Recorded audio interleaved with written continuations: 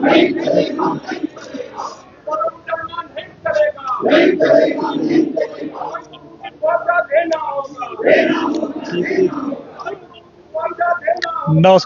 Prince Bharat देख रहे हैं आप। और शिमला के चक्कर स्थित एनएचएआई दफ्तर के बाहर की तस्वीरें हैं। और आज हिमाचल किसान सभा के बैनर तले जो एनएचएआई जो 4 लेन का निर्माण हिमाचल प्रदेश के अंदर कर रहा है, विभिन्न कंपनियां एनएचएआई के अधीन जो है वो 4 लेन का निर्माण हिमाचल प्रदेश के अंदर जो है वो कार्य कर रही है, उसके खिलाफ आज जो है वो प्रभावित परिवारों ने हिमाचल किसान सभा के बैनर तले जो है वो प्रदर्शन यहाँ पर कर रही है। और जो दर्जनों हिमाचल किसान सभा के कार्यकर्ता है या 4 लेन प्रभावित जो परिवार है वो जो है वो उन्होंने आज एनएचएआई का जो दफ्तर है वो घेर दिया है। और तस्वीरों में देख सकते हैं कि सुरक्षा के मद्देनजर काफी पुलिस बल जो है वो यहाँ पर तैनात किया गया है। और एनएचएआई के अधीन जो कंपनियां यहाँ पर जो है वो कार्य कर रही है, उसके खिलाफ जो है वो विरोध प्रदर्शन यहाँ पर चला हुआ है।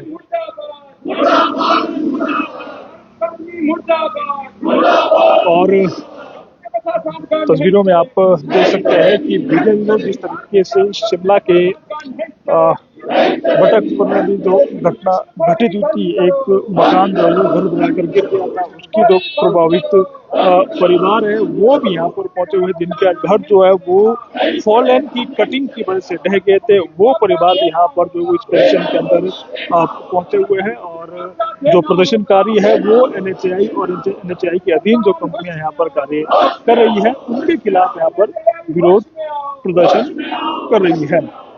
और ला रहे हैं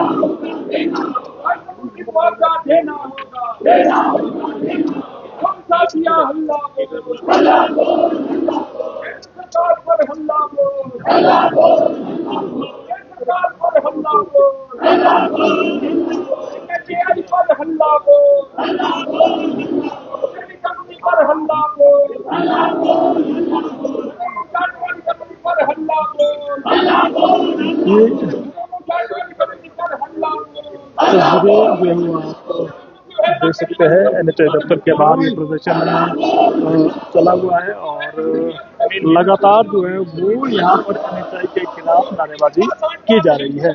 और हम आपको जो है वो बातचीत भी यहाँ पर किसान नेताओं से जो है बातचीत यहाँ पर करने की कोशिश करेंगे। और देना होगा क्या वजह है इसमें? नहीं चलेगा। जैसा आप लोगों को मालूम है, पिछले 3-4 वर्षों से जिस समय से लेकर यहाँ हिमाचल प्रदेश में आपदाएं कुछ बहुत ज्यादा बढ़ चुकी हैं, उसका एक जो प्रभाव है, जो यहाँ पर इर्रेगुलर नॉन साइंटिफिक जिस तरह डेवलपमेंटल वर्क्स हो रहे हैं, खास तौर पर नेशनल हाईवे अथॉरिटी के साथ जो कंपनियां जुड़ी हुई है उनके द्वारा, प्रोजेक्टों के द्वारा, ट्रांसमिशन लाइंस जहां बिछ रही है, जहां एयरपोर्ट्स हैं उनके द्वारा, तो उसका जो नुकसान है वो हिमाचल की जनता बहुत भुगत रही है। इस समय प्रश्न तो बहुत ज्यादा है, पर सबसे महत्वपूर्ण ये है कि हिमाचल प्रदेश में यहां पर 90% लोग जो गांव के अंदर बसते हैं, अधिकतर लोग किसानी, बागवानी और पशुपालन पर निर्भर हैं। लोगों के पास जो जोतें हैं बहुत सीमित है, बहुत छोटी है। उन किसानों का, बागवानों का, पशुपालकों के लिए जो जमीन है उसमें से बहुत सी जमीन को नेशनल प्रोजेक्ट और स्टेट प्रोजेक्ट के तहत अधिकृत किया गया है। उसमें उन्हें कंपनसेशन मिला है, वो भी पूरा नहीं मिला है। वो फैक्टर 2 के आधार पर माननीय हाई कोर्ट ने जो भी कहा था उसे तो अभी लागू नहीं किया गया।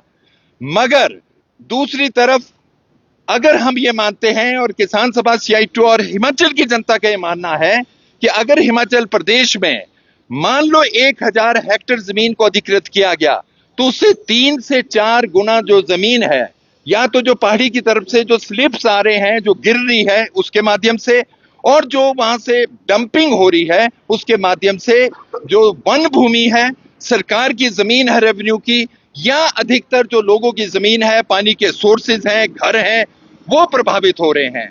अभी जहां पर जो कंपनसेशन जो लोगों को मिल रही है उनको तो कुछ उसका मिल रहा है, पर वो लोग जो ROW या उसको कई बार कंट्रोल विड्स जो कहा जाता है, उससे बाहर जो लोग हजारों की तादाद में सिरमौर से लेकर के सोलन, शिमला, कुल्लू, मंडी, हमीरपुर, ऊना, बिलासपुर, कांगड़ा से लेकर के ऐसा कोई जिला आज रह नहीं गया है जहां पर जो छोटा लघु सीमांत किसान है और शहरों के नजदीक जो एक पेंशनर्स हैं, एम्प्लॉइज हैं, उन्होंने जो छोटे छोटे लोन लेके घर बनाए हैं, वो लोग प्रभावित हो रहे हैं।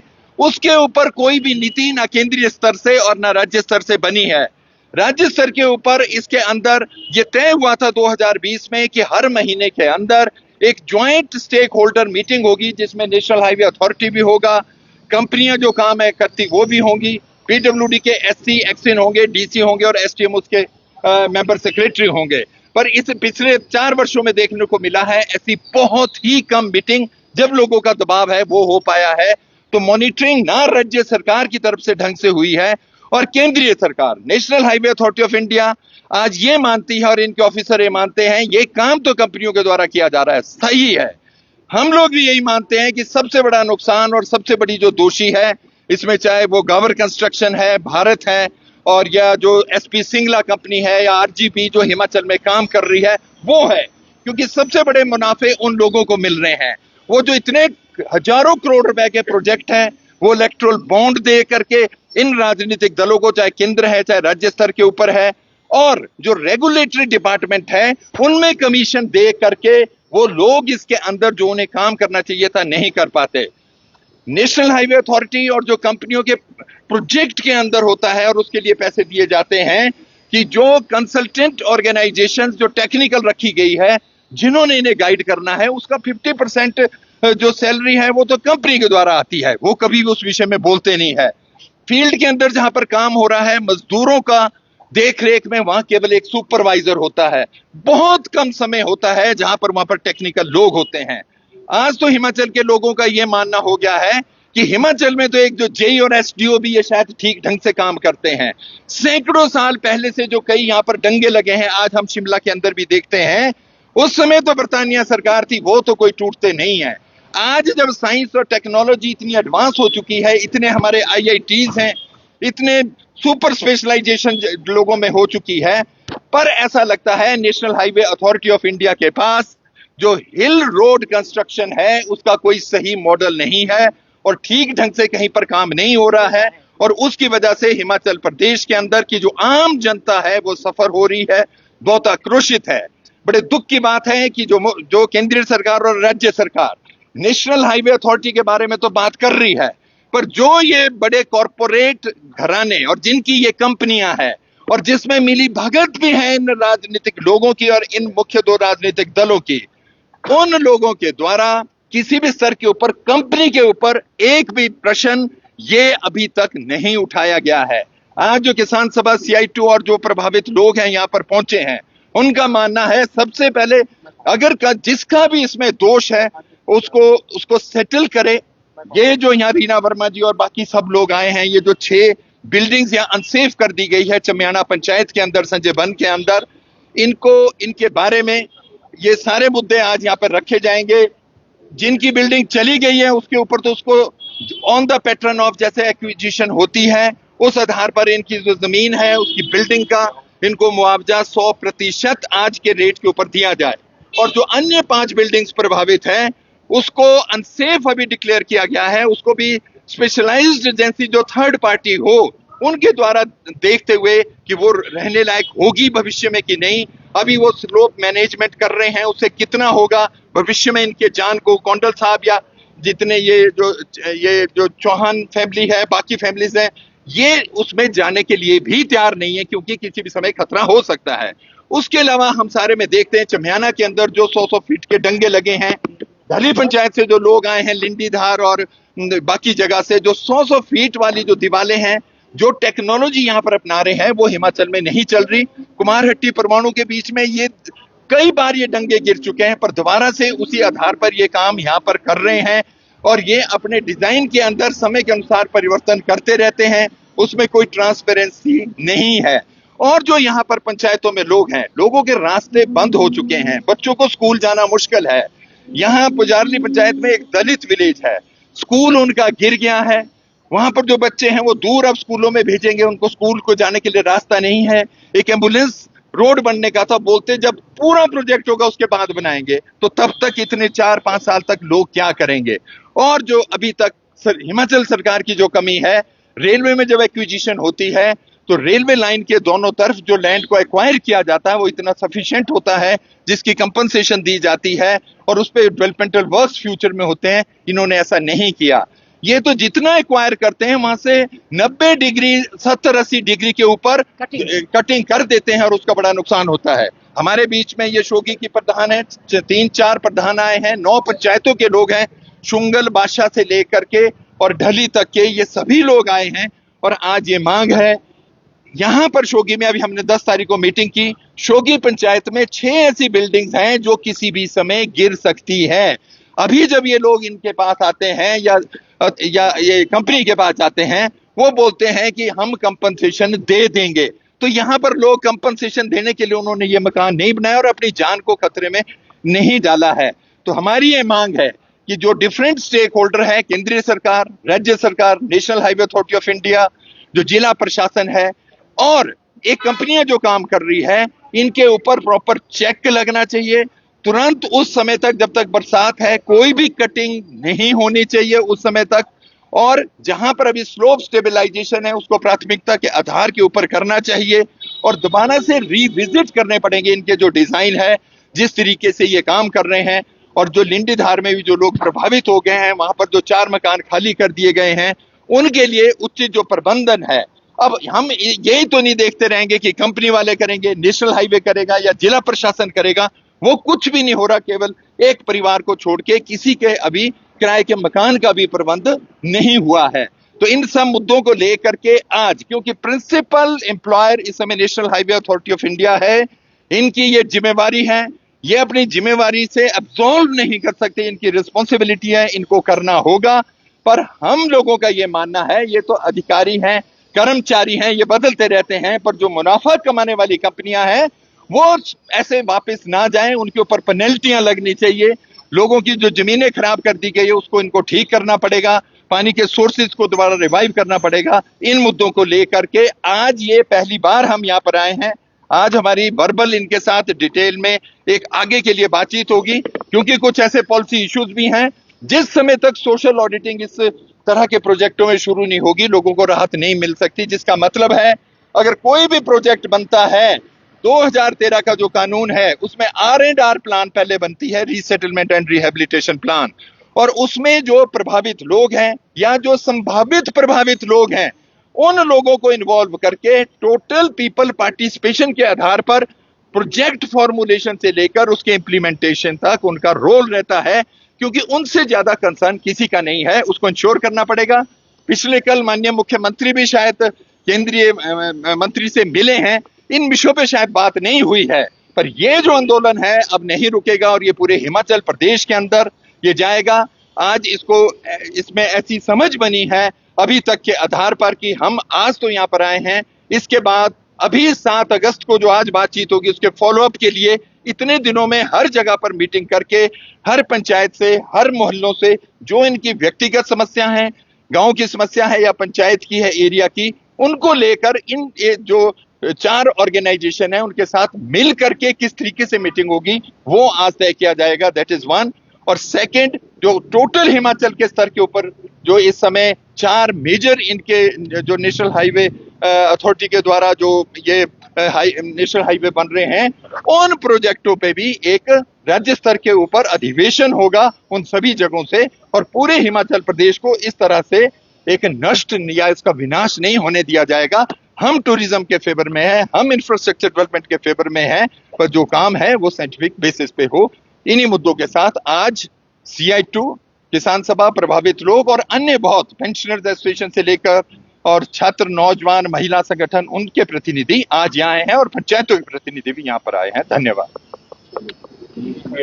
तो दर्शकों, यहाँ लगातार हम आपको जो तस्वीरें हैं वो NHI दफ्तर के बाहर से दिखा रहे हैं, और अब जो है वो यहाँ पर जो पुरोहित परिवार है उनसे हम बातचीत करने का प्रयास करेंगे।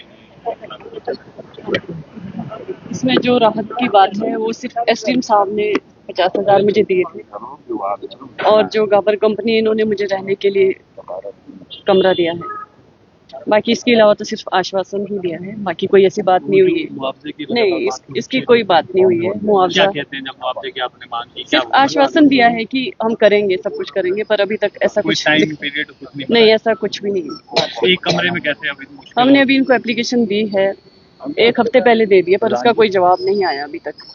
एक कमरे में कैसे निर्वाह कर रहे हैं, क्योंकि आपकी पूरे का पूरा भवन गिर गया, आपका इनकम का भी एक तरह से सोर्स था। हाँ जी, अब सर ढकने के लिए छत तो चाहिए, तो बस हम अभी उसमें रह के गुजारा कर रहे हैं। तो बाकी तो अपने घर जैसा तो कहीं कुछ हो भी नहीं सकता है। मुख्यमंत्री भी आए थे, उन्होंने कहा था कि 15,000 तक किराया दिया जाएगा और जल्द जो है वो मुआवजा भी दिलाया जाएगा। उनकी बात पर कोई अमल हुआ अभी तक? नहीं, अमल हुआ है उनकी बात पर उससे पहले कंपनी वालों के साथ एग्रीमेंट हो गया था, तो इसलिए सरकार से फिर बाद में बात हुई है उस बारे में। बाकी लोगों को नहीं अभी मिला। बाकी आपकी अनसेफ बिल्डिंग है, अनसेफ है आपकी बिल्डिंग, हमने देखा कि अनसेफ है और काफी नुकसान भी एक तरफ से कह सकते हैं। क्या कहना है आपका कि आपको अब जो है धरने प्रदर्शन अपने जो चीजों के लिए यहाँ पे करना है, एक तो नुकसान, उसके बाद भी आपकी सुनवाई यहाँ पे नहीं है क्या? मैं आपसे निवेदन करता हूँ या अथॉरिटी से, क्योंकि इन्होंने अभी तक जो है सिर्फ आश्वासन दिए, बाकी और अभी तक हमारे को कोई भी असिस्टेंस नहीं मिली। जिस प्रकार आपने देखा ही होगा कि इनकी बिल्डिंग जो है वो धराशायी हुई, जो उसका धारा आधी उधर को गई और आधी मेरी बिल्डिंग पर है, और आज तक उसमें से एक पत्थर तक नहीं निकाल पाए। अभी तक हमारी जो पूरा सामान है वो पूरी बिल्डिंग में पड़ा हुआ है। हम सिर्फ कपड़ों के साथ खिड़की तोड़ के 1-2 कपड़े लाए, पर नीचे का फ्लोर जो है और सेकंड फ्लोर बिल्कुल डैमेज है। अब हमारे को सिर्फ आश्वासनों के सिवाय कुछ नहीं मिल रहा है, और इसके सिवाय मैं क्या बोलूं जी। तो अभी जो है आप कैसे रह रहे हैं? क्योंकि सर हाँ, हम किराए के मकान में रह रहे हैं, बच्चों के साथ, छोटे जो बच्चे हैं, बुजुर्ग हैं, उनके साथ किराए के मकान में संजोली में रह रहे हैं। किराया आपको खुद ही देना पड़ रहा होगा सरकार की तरफ से नहीं या सर, कंपनी की तरफ से? कुछ नहीं। आपने डिमांड की तो क्या कहा कंपनी ने या सरकार ने? नहीं है, अब इन्होंने आश्वासन के सिवाय कुछ नहीं मिला जी अभी तक, सिर्फ आश्वासन। और क्या लग रहा है जो मेन कारण था, वो जिस तरह से NH 4 लेन बन रहा है, मेन कारण वही है आप वहाँ पर जो इतने मकान खतरे में आ गए? ये जितने भी है ना, ये गावर कंस्ट्रक्शन जो कंपनी इन्होंने NHI वालों ने लगाई है, ये अगर ये 90 डिग्री में कटान नहीं करते तो आज से पहले भी हम लोग वहाँ रह रहे थे, परंतु जिस प्रकार से इन्होंने कटान इलीगल तरीके से किया है, उसकी वजह से ही ये सारा नुकसान हो रहा है। 5 परिवार, 5 बिल्डिंग है, और उनका परिवार अब जाएं तो जाएं कहाँ जाए? कोई हमारे को असिस्टेंट है, बोलते हैं कि पंचायत भवन में चले जाओ, ट्राइबल भवन में चले जाओ। क्या वो रहने लायक है? क्या हम लोग इसके जिन्होंने अपनी मेहनत मजदूरी से जैसे कैसे बिल्डिंगें बनाई, आज हम अनसेफ हो घोषित करके अब हम दर दर की ठोकरें खा रहे हैं।